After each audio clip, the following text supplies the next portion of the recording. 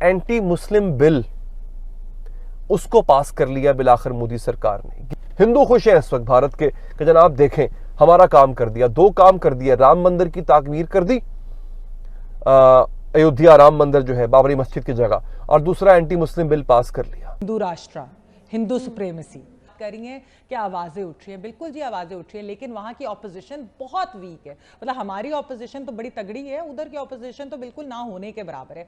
उनका मीडिया बड़ा कंट्रोल्ड है, हमारे यहाँ मीडिया और वजह से होता है, लेकिन वहां एक बड़ा कॉर्पोरेट कंट्रोल है और गवर्नमेंट का होल्ड है मीडिया के ऊपर।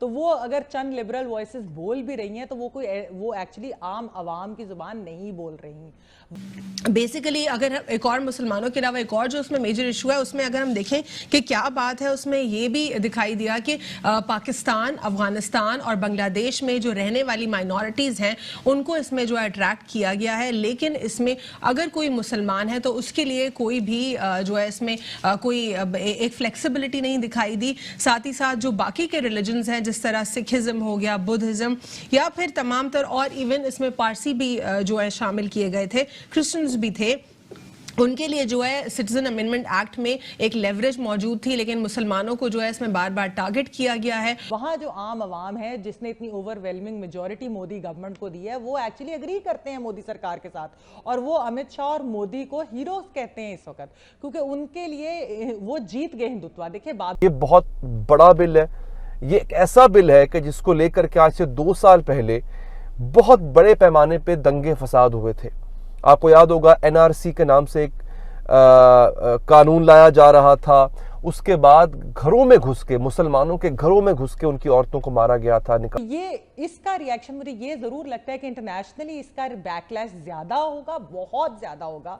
कश्मीर के मामले पे कोई बैकलैश नहीं हुआ क्योंकि उन्होंने कहा ये इनका इंटरनल इशू है या बायलैटरल इशू है, कोई इस पे चूं चूं नहीं हुई। इसके ऊपर जरूर होगा क्योंकि एक परसिक्यूशन ऑफ माइनॉरिटीज है, उधर जो 20 करोड़ से जायद मुसलमान है वो इस वक्त एक डर में रह रहे हैं, वो एक घुटन में रह रहे हैं। बहुत से लोगों के पास नहीं है पेपर वर्क, जो उधर सदियों से उनकी जनरेशंस रह रही हैं, लेकिन पेपर वर्क नहीं होता। आपको पता है हमारे यहाँ भी कई लोगों के पास नहीं होता, तो इसलिए वो वैसे ही डर गए हैं। लेकिन इससे मोदी सरकार पे कोई फर्क नहीं पड़ेगा, वो जिस एजेंडा के साथ आए थे वो उसी एजेंडा पे काम करेंगे, और वो ये 5 साल क्या हो सकता है, वो अगले 5 साल भी जीत जाए। दोस्तों सबको पता है कल सीए को लेकर एक बड़ा बयान गवर्नमेंट की तरफ से आया है और सीए बहुत जल्द लागू हो जाएगा, लेकिन इस बात को लेकर भारत में तो बहुत सारे लोगों को दर्द पेट में हो रहा है, साथ में हमारे पड़ोसी देश में भी बहुत ज़्यादा चर्चा हो रहा है। पता नहीं सीएए के साथ उनका क्या कनेक्शन है, लेकिन उनका ये रोना धोना चल रहा है क्यों सीएए में मुस्लिम का जो मुस्लिमों को छूट दिया गया है वो क्यों दिया गया है। इससे आप समझ सकते हो उनका लॉजिक क्या है या फिर उनका एजेंडा क्या है। जो भी डिस्कशन हो रहा है आप आखिर तक के वीडियो को एंजॉय करिए और मैं मिलूंगा आप सबसे वीडियो के आखिर में और डिटेल्स में बात करते हैं। सरकार ने लागू तो कर दिया लेकिन जमीनी स्तर पर क्या उसे एक तरीके से कह सकते हो ठीक से इम्प्लीमेंट किया जा सकता है या फिर पिछले 2-3 साल पहले जो हुआ था फिर से वही हालात होगा और गवर्नमेंट पीछे जा सकता है। डाला गया था, यहाँ तक कि ज्यादती की गई थी, रेप किया गया था, इतना कुछ हुआ था। 2 साल पहले की बात आपको याद होगी। मोदी सरकार ने यह वादा किया था कि हम इस कानून को पास करके दिखाएंगे। अब मई के अंदर भारत में इलेक्शन होने जा रहे हैं। उन इलेक्शन से पहले मोदी सरकार ने अपना वादा पूरा कर दिया है, यानी वहां की जो हिंदू एक कम्युनिटी है जो कि बहुत बड़ी कम्युनिटी है जिसका मोदी को वोट हासिल होता है, उसको खुश कर दिया मोदी ने। हिंदू खुश हैं इस वक्त भारत के कि जनाब देखें हमारा काम कर दिया, 2 काम कर दिया, राम मंदिर की ताकमीर कर दी, अयोध्या राम मंदिर जो है बाबरी मस्जिद की जगह, और दूसरा एंटी मुस्लिम बिल पास कर लिया। इस बिल के पास होने के बाद अब मोदी सरकार ने अपना काम कर दिया, उसके लिए रास्ता साफ है।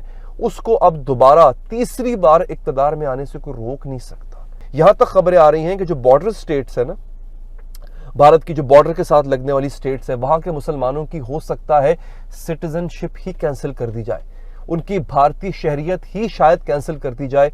भारत में एक वावेला मचा हुआ है जब से भारत में CAA की बात हो रही, यानी कि जो सिटीजन अमेंडमेंट एक्ट की बात हो रही, सिटीजन अमेंडमेंट बिल की बात हुई, वहाँ पर NRC की बात हुई, ओवरऑल जो उनका जो कार्ड है नेशनल आइडेंटिटी कार्ड, उसके ऊपर भी बहुत सारे सवालात रेज हुए। और इस तमाम जो सिचुएशन में जो बेसिक एक जो मुद्दा रहा उसमें मुसलमानों को सप्रेस करने का रहा, और इसके ऊपर बहुत सारे सवालात उठे। अगर मैं बात करूं असदुद्दीन ओवैसी साहब की, जो कि एक नामवर मुस्लिम लीडर हैं भारत में से, वो काफ़ी उन्होंने जो है अपनी आवाज़ को इस पर बुलंद रखा, इस पर बात की। उन्होंने ये भी कहा, और जिस तरह भारत बहुत फ़ख्र से ये बात कहता है कि हमने बांग्लादेश तोड़ा, और उन्होंने अवैसुद्दीन जो साहब थे उन्होंने भी जो है, अवैस साहब ने भी यही कहा कि अगर हम मुसलमान ना होते तो यहाँ पे टाइगर सिद्दीकी को जो है हम प्रोटेक्ट ना करते और पूरी की पूरी एक बांग्लादेश की फ़िलॉसफी ना बनती, तो यानी कि वो उनको बार बार सबूत देना पड़ रहा है। मुझे बहुत दुख हुआ ये देखते हुए कि यानी किसी और स्टेट को तोड़ने की बात उनको करनी पड़ी सिर्फ और सिर्फ ये प्रूव करने के लिए कि हम लॉयल हैं अपने स्टेट के साथ। बात उन्होंने ये भी की कि इस बेसिकली जो CAA है उसका मकसद ये है जो सप्रेस्ड माइनॉरिटीज़ हैं अफगानिस्तान, बांग्लादेश और पाकिस्तान में, उनको वेलकम करना।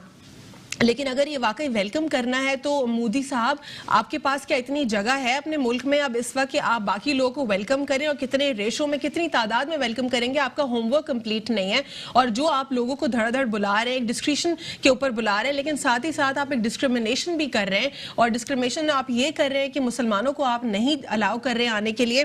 सिटीजन अमेंडमेंट एक्ट को लागू कर दिया गया, पता नहीं क्यों इसको इतना हवा बनाया जा रहा है। इस वक्त छोटी सी भी कोई चीज होगी ना भारत के हवाले से, उसको बहुत बड़ा इशू बनाया जाएगा। तो भाई साहब, सिटीजन अमेंडमेंट एक्ट 2019 में पास हो चुका था पार्लियामेंट से, ये तो 4 साल डिले, 5 साल डिले हो गया इम्प्लीमेंट करने में।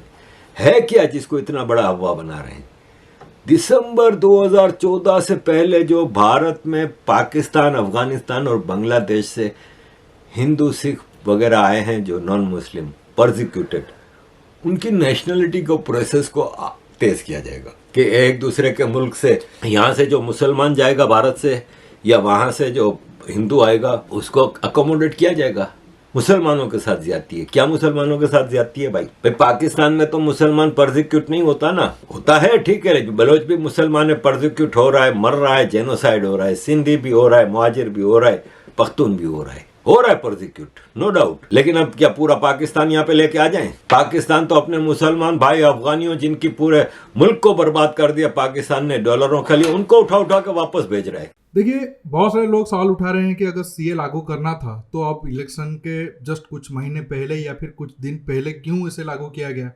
6-7 महीना पहले लागू कर देते, या फिर उसे इम्प्लीमेंट कर देते, या फिर जो लोग आए थे उनको CA के तहत आप नागरिकता दे देते। अब इतने कम टाइम बचा है तो अब ये क्या इलेक्शन जुमला है? देखिए, पिछले कुछ सालों से या फिर सेकंड टर्म में बीजेपी ने बहुत अच्छे बिल को एक तरीके से आप कह सकते हो दबाव के कारण पीछे हटा है। अब तो कल रात को ही अनाउंस हुआ है, अब आज जस्ट एक दिन हुआ है। आने वाले टाइम में पता चल जाएगा कि इसको लेकर क्या गंदी राजनीति होता है। हालांकि CA बहुत ज़्यादा जरूरी है, हालांकि मैं समझता हूँ कि इसमें जो क्रिश्चियन उनको भी अलाउ किया गया है, उनको अलाउ करने की कोई ज़रूरत नहीं थी, क्योंकि दुनिया में 100 के ऊपर क्रिश्चियन कंट्री है, और जो भी मान लेते हैं पाकिस्तान, बांग्लादेश, श्रीलंका, वहाँ से जो भी क्रिश्चियन के ऊपर अत्याचार होता है वो भारत कभी भी नहीं आते हैं, वो जाते हैं यूरोपियन कंट्री, क्योंकि उनको वहाँ सारा फैसिलिटी मिल जाता है। हमारा मेन मुद्दा था बांग्लादेश, पाकिस्तान में जो हिंदू हैं उनके ऊपर कुछ अत्याचार ना हो, और बांग्लादेश में और पाकिस्तान में तो छोड़ो अलग सिख वगैरह तो है, लेकिन बांग्लादेश वगैरह में तो बाकी वो भी नहीं है। लेकिन क्रिश्चियन हम इसलिए डाले हैं ताकि थोड़ा अच्छा लगे, और बाकी जो वेस्टर्न कंट्री है वो इस पर सवाल ना उठा पाए। चलो ठीक है, इस बाबत को हम गवर्नमेंट को छूट दे देते हैं। लेकिन CA तो आ गया, क्या NRC हम ला पाएंगे? अगर NRC हम नहीं ला पाए तो ये जो कंप्लीट प्रोसेस है तो उसका कोई इलाज नहीं हो पाएगा। CA अगर लागू हो भी जाता है, मैक्सिमम 30-40 हज़ार लोग जो आए हैं उनको नागरिकता मिलेगा, लेकिन आप समझ कर चलो शायद महीने में इससे ज़्यादा नंबर पर घुसपैठ हमारा नॉर्थ ईस्ट पर और बंगाल पर होता है। अगर NRC नहीं आएगा तो आगे जाकर ये प्रॉब्लम बहुत बड़ा होने वाला है, क्योंकि बांग्लादेश में जिस हिसाब से पॉपुलेशन उनका बूम हो रहा है, और एक तरीके से कह सकते हो पर डे उनका जो लोग भारत में आकर लीगली और इलीगली तौर पर आकर काम कर रहे हैं या फिर बस रहे हैं, वो आने वाले टाइम में बहुत बड़ा सिक्योरिटी थ्रेट होगा, क्योंकि आने वाले टाइम में पाकिस्तान अफगानिस्तान बनने वाला है और बांग्लादेश पाकिस्तान बनने वाला है। क्योंकि जो हमारे दुश्मन है वो कभी भी नहीं चाहेंगे इस रीजन में पीस हो, और इस रीजन में अगर पीस होगा तो भारत का ग्रो भी होगा। भारत का ग्रो रोकने के लिए वो सारा साजिश करेंगे। तो आने वाले टाइम में उम्मीद है गवर्नमेंट सोच समझ कर एनआरसी को भी लाएगा, नहीं तो फिर सीए आने से तो जरूर खुशी मिलेगा हमें, क्योंकि बहुत सारे लोगों को नागरिकता मिल जाएगा। लेकिन कंप्लीट एनआरसी नहीं आने से आगे आने वाले टाइम में हमारा नेशनल सिक्योरिटी है वो थ्रेट में पड़ सकता है। दोस्तों, आज के टॉपिक में बस इतना ही।